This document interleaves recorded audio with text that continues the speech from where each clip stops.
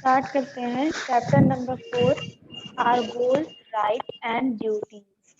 तो हमारे गोल्स क्या होने चाहिए, लक्ष्य क्या होना चाहिए, राइट्स क्या है, हमारे अधिकार क्या है, और ड्यूटीज, हमारी ड्यूटीज क्या है। ड्यूटी मतलब कर्तव्य, क्या हमारा काम क्या है। अब ये कंट्री हैज अ कॉन्स्टिट्यूशन। सभी कंट्रीज में कॉन्स्टिट्यूशन होता है। कॉन्स्टिट्यूशन यानी कि संविधान, जिसके अकॉर्डिंग रूल्स बनाए जाते हैं और सारे नागरिक उनको फॉलो करते हैं। It is a set of rules according to which the government rules a country. The Constitution of India is the longest constitution in the world. और ये बात आपको याद होनी चाहिए, पता होनी चाहिए कि हमारे इंडिया का जो कॉन्स्टिट्यूशन है वो द लॉन्गेस्ट कॉन्स्टिट्यूशन है। Our constitution was adopted on 26 January 1950. हमारा कॉन्स्टिट्यूशन कब अडॉप्ट किया गया था? 26 जनवरी 1950 में। Since then, this day is celebrated as the Republic Day of India. और तभी से इस दिन को रिपब्लिक डे ऑफ इंडिया के रूप में मनाया जाता है। Our constitution describes the goals, rights, and duties of the citizens of the country. The Constitution of India is based on the principles of democracy, socialism, and secularism. जो constitution of India है ये हमारा लोकतंत्र पर depend है।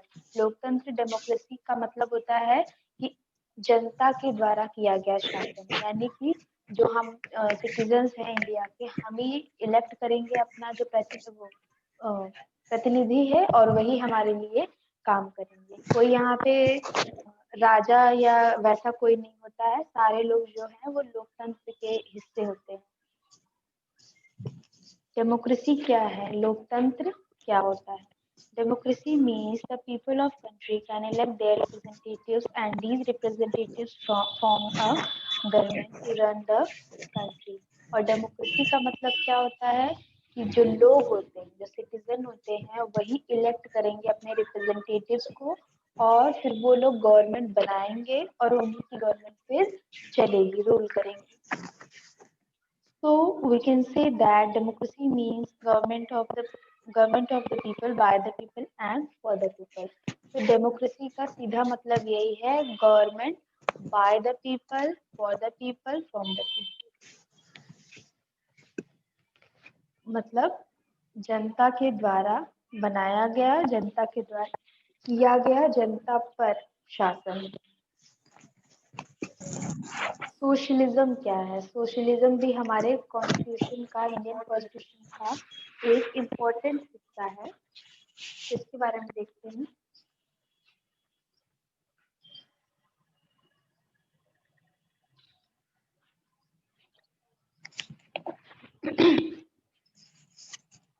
Socialism means all the people of country are equal and they have equal rights. Socialism का मतलब होता है कि जो कंट्री के जितने भी लोग हैं वो सब एक समान है और सबको इक्वल राइट्स है, सबके पास एक समान अधिकार है।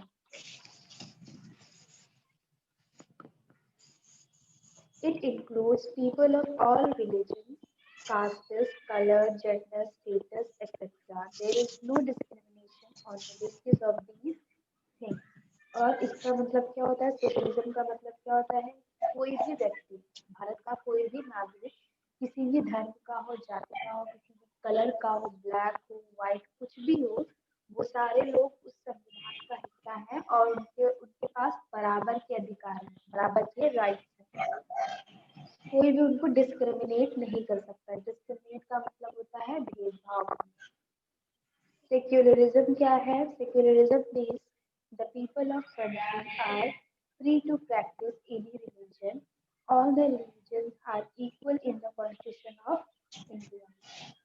सेक्युलरिज्म का मतलब होता है कि कोई भी कंट्री जो होती है, जितनी भी कंट्री में जो लोग हैं, so secularism means the people of a country are free to practice any religion.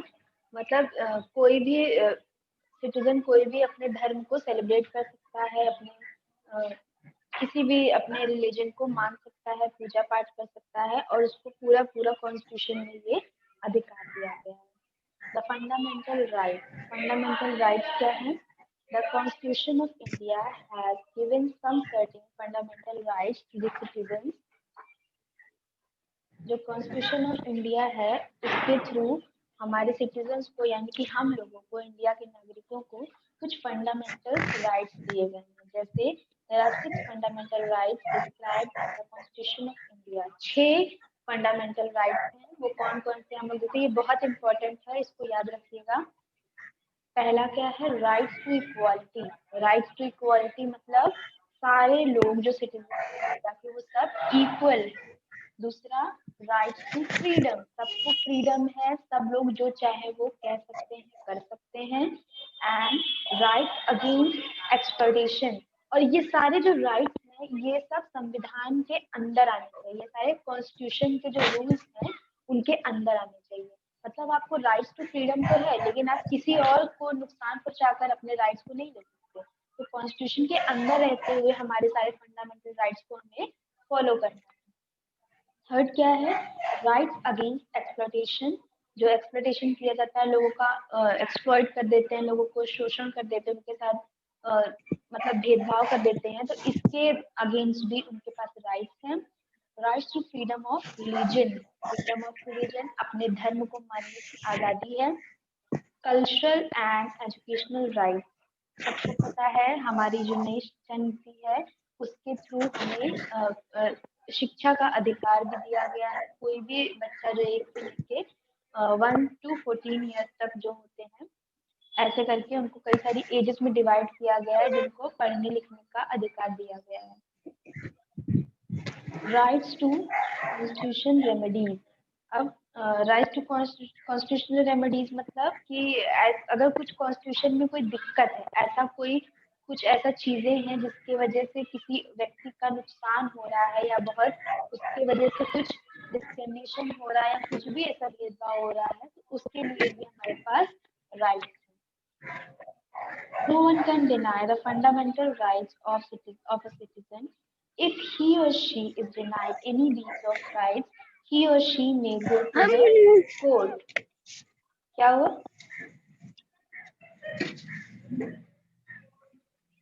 किसी को कोई दिक्कत?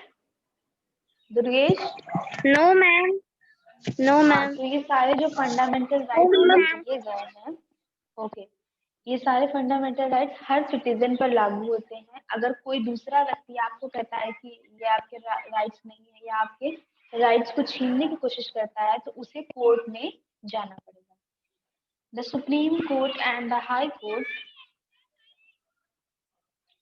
The Supreme Court and the High Court protect the fundamental rights of the citizen। और सुप्रीम कोर्ट जो हमारा है, जो हाई कोर्ट है, ये सारे हमारे फंडामेंटल राइट्स को प्रोटेक्ट करते हैं। फंडामेंटल ड्यूटीज, अभी हमने फंडामेंटल राइट्स देखी हैं, अब हमारी फंडामेंटल ड्यूटीज क्या होती हैं। Along with the fundamental rights, the Constitution of India also describes some fundamental duties for the citizen. These are the duties of every citizen towards the country, the society and other citizens. तो जैसे fundamental rights हमारे पास है, वैसे हमारे कुछ duties भी हैं, कुछ हमारे कर्तव्य भी हैं जो हमें पूरे करने चाहिए as a citizen. The fundamental duties are, अब देखिए कौन कौन सी ड्यूटीज हैं, इसको भी ध्यान से पढ़िएगा। To abide by the Constitution and respect its ideas and institutions, the national flag and the national anthem। तो कॉन्स्टिट्यूशन में हमारा ये ड्यूटी है हमारा कॉन्स्टिट्यूशन के प्रति कि हम हमारे कॉन्स्टिट्यूशन के हिसाब से जो हमारा नेशनल एंथम बनाया गया है, जो हमारा नेशनल फ्लैग तैयार किया गया है, इसके प्रति हमें रिस्पेक्ट देनी है, इसका कभी भी डिसरिस्पेक्ट नहीं करना है। नेक्स्ट क्या है? To cherish and follow the noble ideas which inspired our national struggle for freedom. हमारा पहले देश हमेशा से ऐसे आजाद तो था नहीं। आज से कुछ साल पहले हमारा देश ब्रिटिशर्स के रूल में आता था। वो लोग हमारे ऊपर शासन करते थे, हमें परतंत्र करा था, उन्होंने हमें कैद करा था। तो उससे हमको जो जो छुड़ाया गया है, हमें जब आजाद कराया गया, हमें फ्री कराया गया, उसके लिए जो स्ट्रगल किया, जितने सारे फ्रीडम फाइटर्स थे जिन्होंने सेक्रीफाइसेस किए हैं, उन सबको याद रखना हमारा एक फंडामेंटल ड्यूटी कहलाता है। हमें अपने शहीदों को, अपने मार्टायर्स को याद करना चाहिए, कभी उनकी सैक्रिफाइसेस को भूलना नहीं चाहिए। अब नेक्स्ट क्या है, to uphold and protect the sovereignty, unity and integrity of India. हमें हमेशा अपनी इंडिया की यूनिटी को प्रोटेक्ट करके रखना चाहिए। हमें ऐसे कार्य करने चाहिए, ऐसे ऐसे काम करने चाहिए जिससे हमारे देश की यूनिटी जो है वो और ज्यादा स्ट्रांग हो जाए।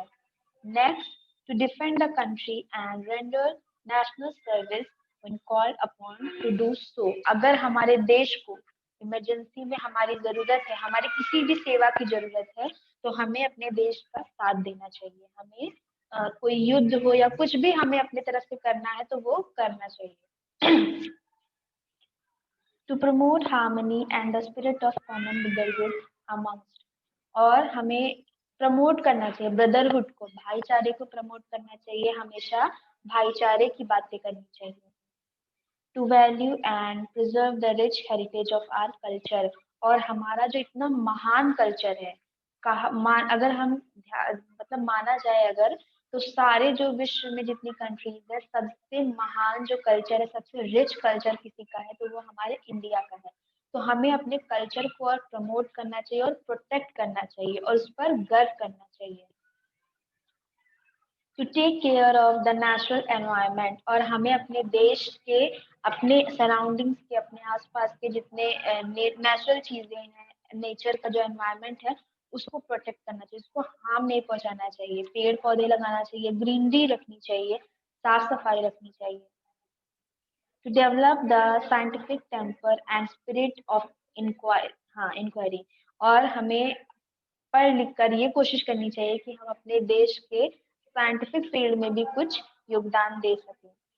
टू सेफगार्ड पब्लिक प्रॉपर्टी, और कुछ पब्लिक प्रॉपर्टी क्या होती है, जो जिसको सब यूज कर सकते हैं, जो किसी के अंडर में नहीं होती, किसी की प्राइवेट प्रॉपर्टी नहीं होती है, जैसे पार्क हो गया और गवर्नमेंट हॉस्पिटल्स हो गए, और जो ये सारे जो एटीएम्स हो गए, ये सारी पब्लिक प्रॉपर्टी है, तो इसको हमें प्रोटेक्ट करना चाहिए, इसको नुकसान नहीं पहुंचाना चाहिए, ये हमारे देश की प्रॉपर्टी है। And to strive towards excellence in all spheres of individual and collective activity।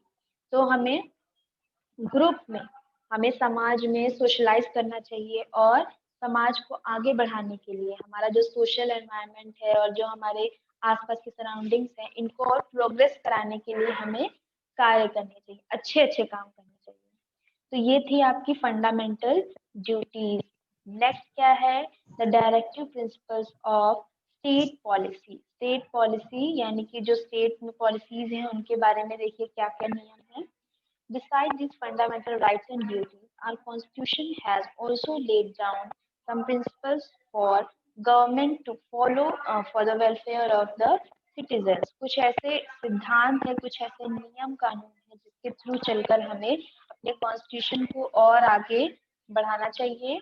These are known as directive principle of state policy, और इन्हीं सिद्धांतों को, प्रिंसिपल्स को directive principles of state policy कहा जाता है। Some these directive principles of state policy are, अब देखिए कौन कौन से हैं, कुछ प्रिंसिपल्स यहाँ पे दिए गए हैं।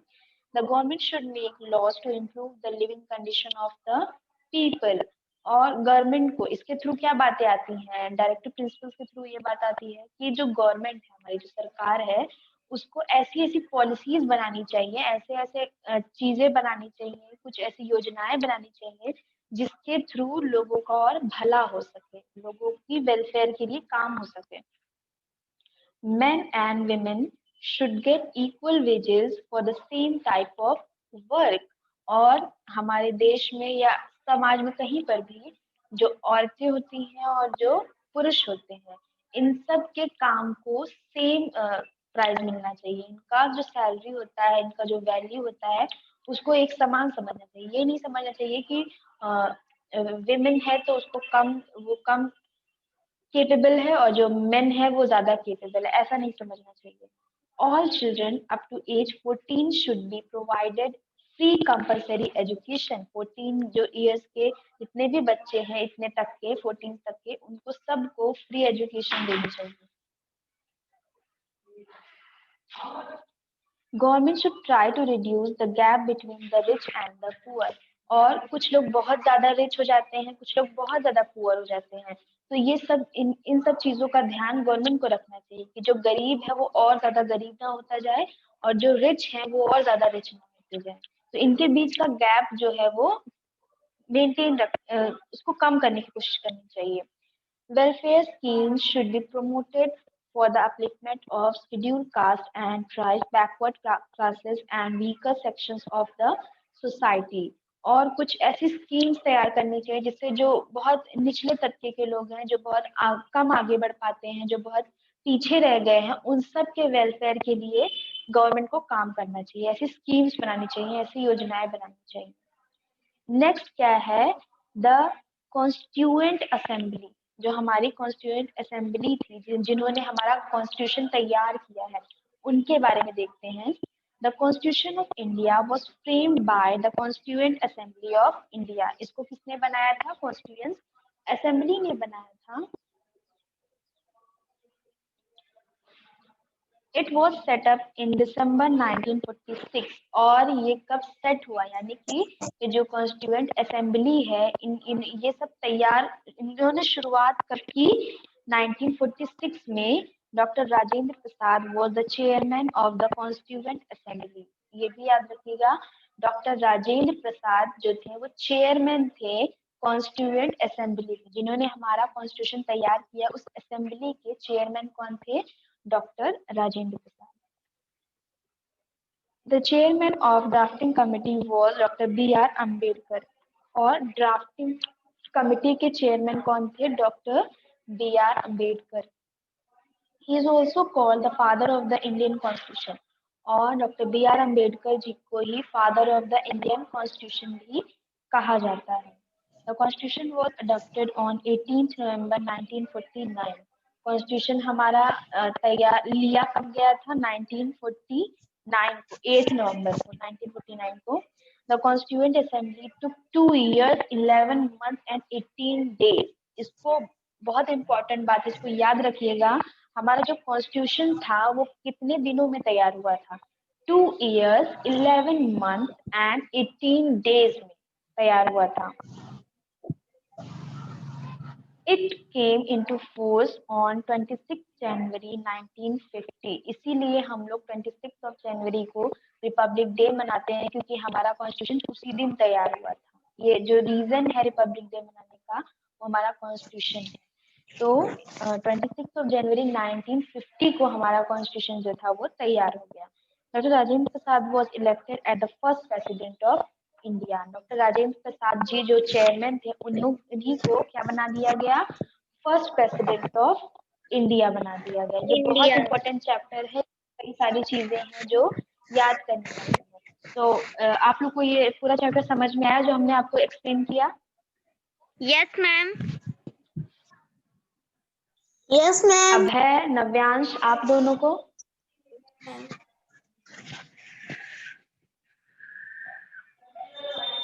तो चलिए बताइए, डेमोक्रेसी क्या है? कौन बताएगा? What is democracy?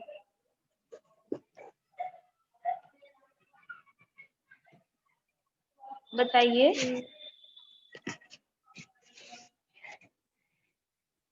Democracy means people of the country elect their representative and these representative form a government to run the country। जो डेमोक्रेसी है उसका मतलब क्या होता है कि हम ही लोग, हम जो सिटीजन्स हैं, हम लोग रिप्रेजेंटेटिव इलेक्ट करेंगे और वही इलेक्ट करने के बाद अपनी गवर्नमेंट को रन करेंगे। यस है ना? मैम। डेमोक्रेसी का मतलब होता है कि हम लोग चुनते हैं, हम कोई हमारे ऊपर शासन नहीं करता है, हम लोग अपने मन से वोट देते हैं। है ना? क्या है?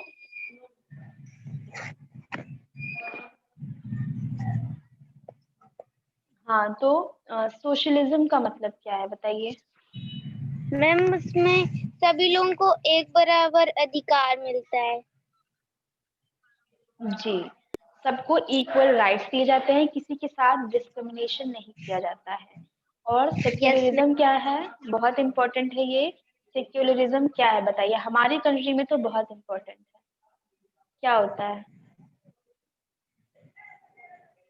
मैम वो कोई भी अपने रिलीजन को प्रैक्टिस कर सकता है ना, किसी को अपने यस रिलीजन मैम, को मानने यस की सबको स्वीकृति होती है, सब लोग कोई फ्री भी हैं कि कोई भी वो धर्म को मान सकते हैं। मान सकते हैं। तभी तो हमारे कंट्री में फ्रीली एकदम सब तरह के धर्मों की पूजा पाठ की जाती है, सब लोग अपने अपने यस मॉस्क, मैम, चर्चेज, मंदिर सब कुछ सेलिब्रेट करते हैं ना। चलिए यस एक मैम। फंडामेंटल राइट बताइए, दुर्गेश आप सबसे पहले बताइए, फिर अभय, फिर नव्यांश। बताइए एक फंडामेंटल राइट जो हमको दिया गया है कॉन्स्टिट्यूशन के थ्रू। Ma'am rights to freedom, freedom. Rights to freedom, हमें स्वतंत्रता का अधिकार दिया गया है। Abhay, you tell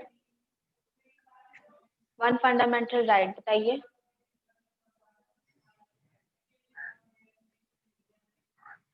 Abhay Dubey, I am asking to you बेटा। नव्यांश आप बताइए।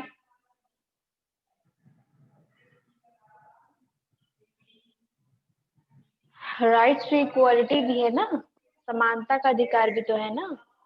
सिर्फ यस दुर्गेश ही मैम, बता रही है सारे आंसर, कोई बात नहीं। फंडामेंटल ड्यूटी बताइए बेटा, कोई एक ड्यूटी बताइए फंडामेंटल जो हमें मैम पूरी ड्यूटी। करनी चाहिए।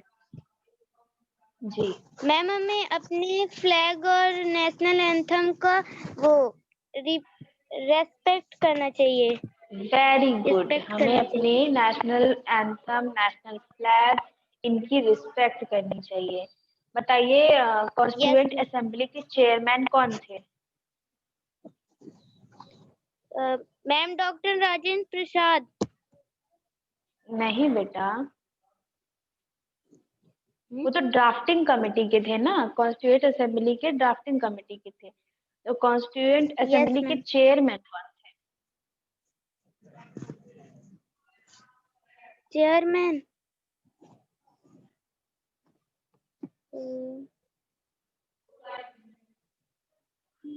अच्छा आपने डॉक्टर राजेंद्र प्रसाद बोला है। यस मैम, हाँ, वो चेयरमैन थे। और ड्राफ्टिंग कमेटी के चेयरमैन कौन थे? B are Ambedkar ji. और हमारा यस कॉन्स्टिट्यूशन मैम कितने डॉक्टर बी दिन में आर तैयार हुआ था बताइए? Ma'am 2 years 11 months and 18 days। हाँ, वेरी गुड। तो ये तो मतलब आपको सारा चैप्टर समझ में आ गया ना अच्छे से? यस मैम, ओके, तो नेक्स्ट क्लास में हम लोग पढ़ेंगे चैप्टर नंबर 15, है ना, 15 religious personalities and social and reforms. social reform। Thank you बेटा, bye bye. Thank you ma'am.